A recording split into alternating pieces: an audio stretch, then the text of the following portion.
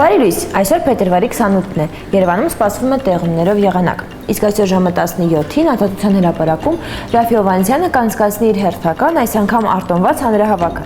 իսկ Civilnet-ը կցուցադրի այն ուղիղ հեռարձակմամբ։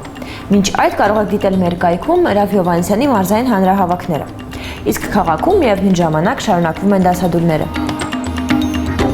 Երևանում այսօր կկազմակերպվի բողոքի երթ դեպի Մակի գրասենյակ Սումգայիթյան ջարդերի օրվա կապակցությամբ։ Երթի կազմակերպիչը Հայաստանի երիտասարդական հիմնադրամն է։ Երթը մեկնարկում է այսօր հիմնադրամի Տերյան 74 հասցեում գտնվող գրասենյակի հարող տարածքից։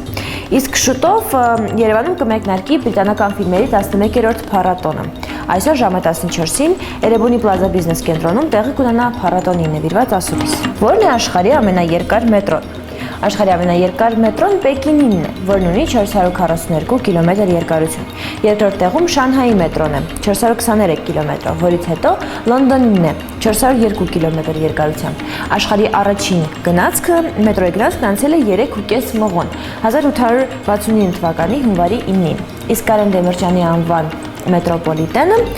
երբեք չի դադարեցրել իր ծառայությունն ուղևորներին։ Անգամ անցած դարի 90-ական թվականների ցուրտ եւ խավար տարիներին։ Այն նաեւ համարվում է աշխարհի ամենամաքուր մետրոպոլիտեններից մեկը։ Իսկ Երևանում այս պահին 7 աստիճան է, տանուտացեք եղանակի տեսությունն ամբողջ Հայաստանում։